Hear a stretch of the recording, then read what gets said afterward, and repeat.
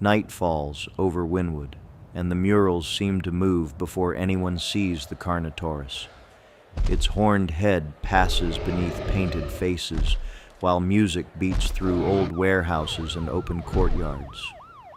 The predator enters a district of long blocks, low roofs, parked cars, and walls bright enough to hide its shadow. Phones rise in the crowd. A straight street gives the animal room to rush forward. Its deep tail and powerful hindquarters could drive a sudden burst, although its exact speed remains uncertain. Delivery yards and empty lots offer wider turning space than Little Havana's alleys. But pigeons, rats, and discarded food are poor rewards for an 8-meter hunter. Hunger keeps it restless. Wynwood changes after dark. Crowds leave restaurants, rideshare cars stop without warning, and security lights flood every open lot. The Carnotaurus can smash a gate, yet its tiny arms cannot move debris or help it rise if it slips. A chase that begins on open pavement can end between dumpsters, fences, and a wall with no exit. Music becomes panic. The warehouse district suits its shape better than a forest of towers, but it cannot supply proper prey or lasting cover. Every roar is recorded, every footprint crosses painted concrete, and every route leads toward traffic. Carnotaurus may command one empty block for a night. By morning, Wynwood has turned the hunter into the city's easiest creature to find.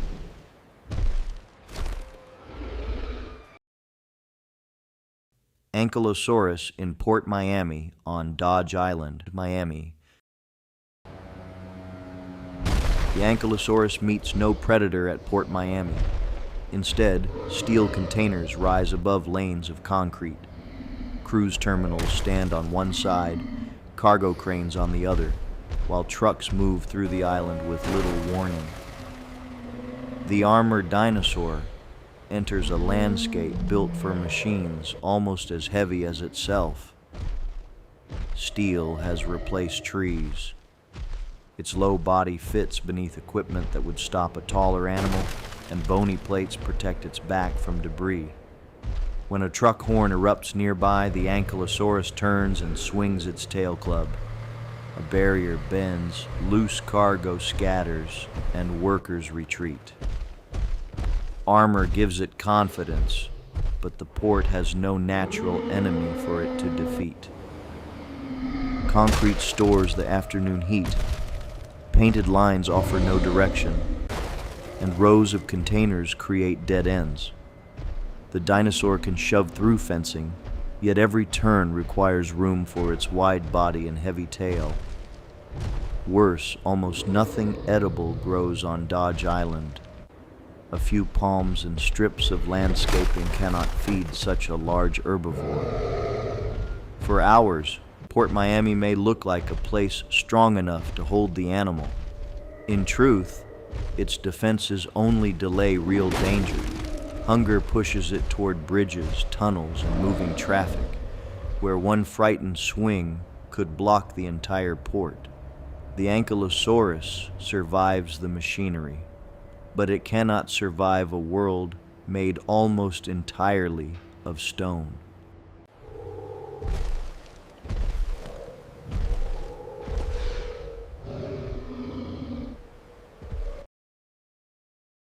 Deinonychus in Little Havana's Calle Ocho, Miami.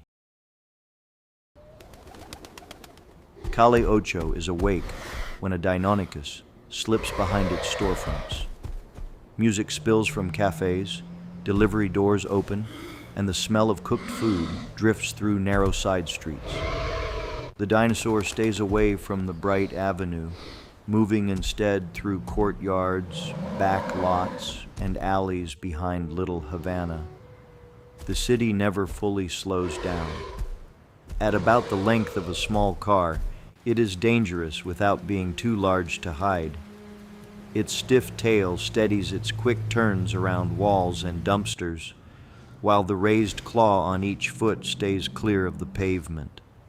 Pigeons scatter from roofs, rats vanish beneath bins, and every sudden movement gives the hunter another place to search.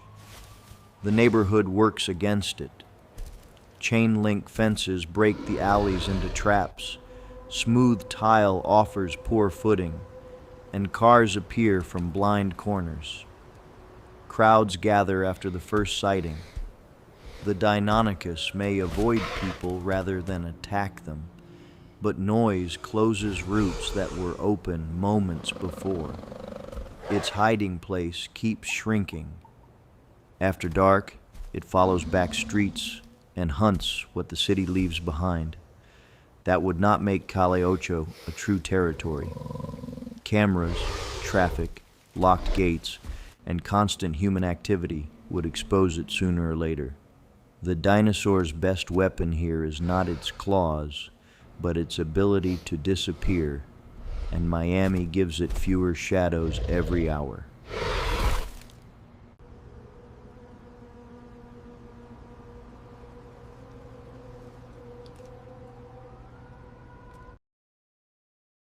Spinosaurus in Morningside Park, Mangrove Shoreline, Miami.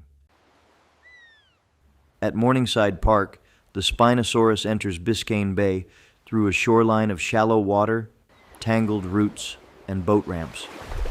The bay looks open from the grass, but the bottom changes between mud, seagrass, and dredged channels. Kayaks slide away as the tall sail appears beyond the trees and moves parallel to the coast. Tides rise. Fish offer a clear reason to stay. The dinosaur lowers its narrow snout near the surface and waits beside a channel where the tide carries prey past the mangrove edge. Smooth, cone-shaped teeth are well suited for gripping a slippery catch. It does not need to chase boats or people when moving water can bring food within reach. It waits. Yet this is not an endless river. Mangrove roots crowd the shallows, propellers disturb deeper lanes, and low tide can leave a giant body struggling over hot mud. Salt water surrounds it, while dependable fresh water is harder to find. Each trip farther into the bay also increases the distance back to a safe place to stand. Mud holds. Spinosaurus may have the strongest natural match of the five.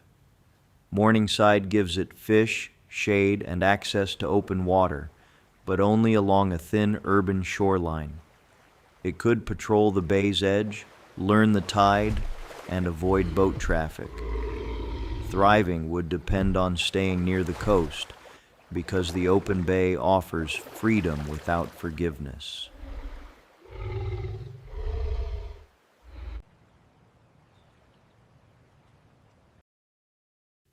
Brachiosaurus in Brickell Financial District, Miami.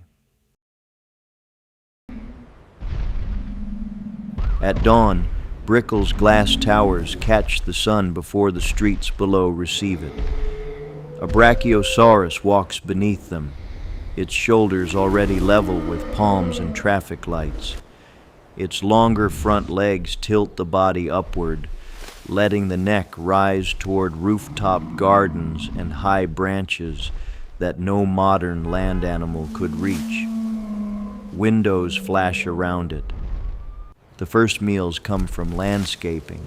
It strips palm fronds, ornamental trees, and vines from terraces, swallowing each mouthful without chewing. Yet Brickell was designed to feed people, not a 22-meter browser. A planted courtyard may look rich from above, but the leaves disappear after only a few sweeps of its head. Nothing grows back quickly. Movement causes more trouble than hunger at first. Balconies press close to its neck, elevated tracks cross the streets, and reflective walls throw back the shape of another enormous animal. Cars cannot pass beneath its feet safely. When it reaches an intersection, One slow turn seals several blocks and sends crowds indoors. Sirens echo between towers. Triceratops in Alapata, Produce District, Miami. Before sunrise, workers in Alapata begin opening warehouse doors and moving produce from trucks. Then, a Triceratops enters the loading district. Its 3 horns pass beneath hanging signs, while its broad body fills the lane between stacked pallets. Crates of fruit and vegetables surround it like an accidental feeding ground. Forklifts stop at once. Engines idle. Its beak can clip tough plants, but boxed tomatoes, melons, greens, and flowers need no search at all. One push of the skull breaks a wooden pallet, and fallen food rolls across the pavement. The frill shields the neck as forklifts reverse and alarms sound. For a few hours, the district offers more food than any Miami park. The feast seems endless. Plenty does not mean peace. 18-wheel trucks crowd the same narrow roads. Cold storage doors slam shut, and slick pieces of fruit turn the concrete into poor footing. A frightened charge would drive horns through fencing or a loading dock. Each defensive move destroys another path that could have led it away. Alapata could keep the Triceratops fed longer than most urban places, but only while deliveries continue. The food is gathered by people, moved by machines, and locked away each night. It has discovered a feast without discovering a habitat. Dinosaurs in Miami River Industrial Corridor, Miami. The Miami River carries the Dinosaurs into a world divided by tides and industry. Concrete seawalls line parts of the channel, while boatyards, bridges, and working docks crowd the banks. Its broad beak appears between moored vessels, followed by a humped back and arms ending in claws longer than a person's hand. Deck crews fall silent. This odd omnivore has more choices than a strict hunter. It can search the shallows for fish, pull plants from muddy edges, and investigate food washed against pilings.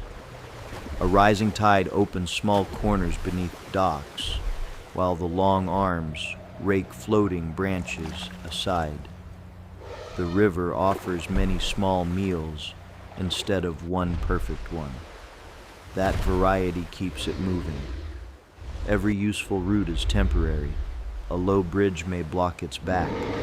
A seawall may offer no place to climb, and the wake of a cargo vessel can drive it against metal supports. Propellers make deeper water dangerous. At low tide, exposed mud holds its feet, while boats continue moving through the narrow channel. The river changes before it can rest. Dinosaurs might adapt by following quiet bends, feeding near natural banks, and retreating whenever engines gather. Its mixed diet gives it a real advantage. Compsognathus in Civic Center Health District, Miami. No alarm sounds when the Compsognathus reaches Miami's Civic Center. It is scarcely taller than a hospital bench and light enough to cross a planter without bending every stem.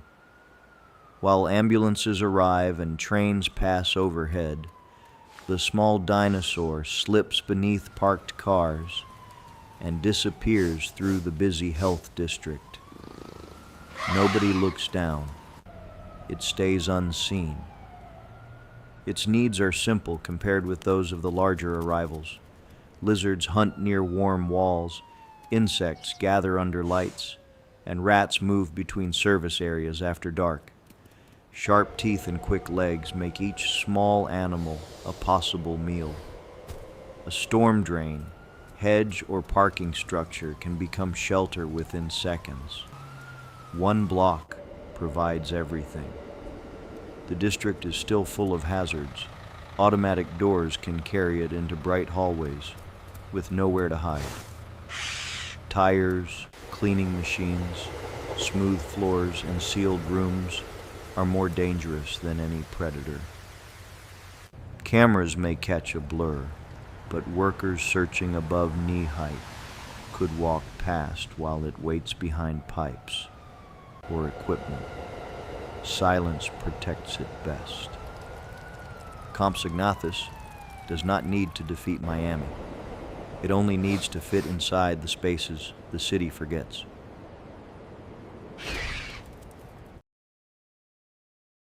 Therizinosaurus in Simpson Park Hammock, Miami.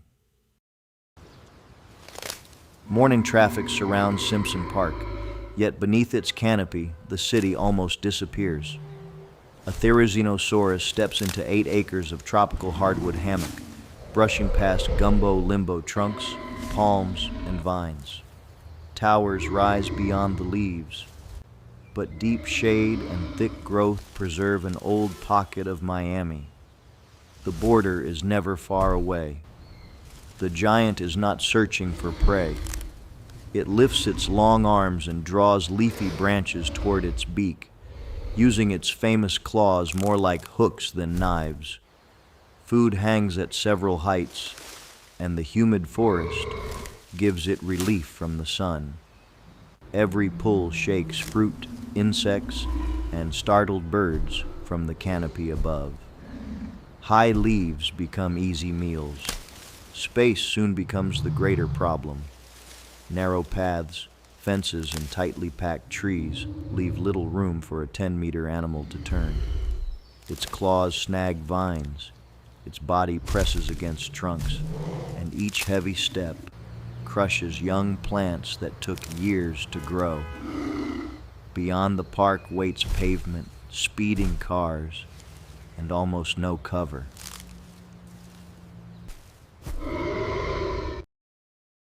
Ornithomimus in historic Virginia, Key Beach Park, Miami.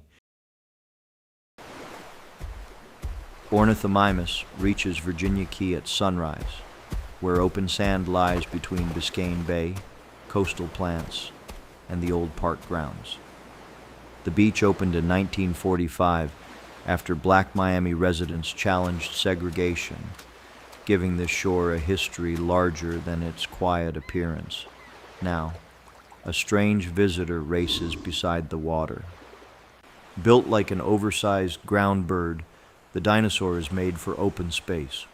Its long legs carry it across firm, wet sand, while its toothless beak samples seeds, insects, fallen fruit, and small animals hidden in the rack line. When people or vehicles approach, it does not stand its ground.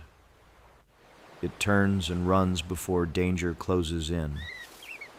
The loose upper beach is harder. Each stride sinks into dry sand. Salt spray offers nothing to drink, and the hottest hours leave little shade outside the trees. A causeway links the island to mainland traffic, but reaching it means crossing roads and fenced areas.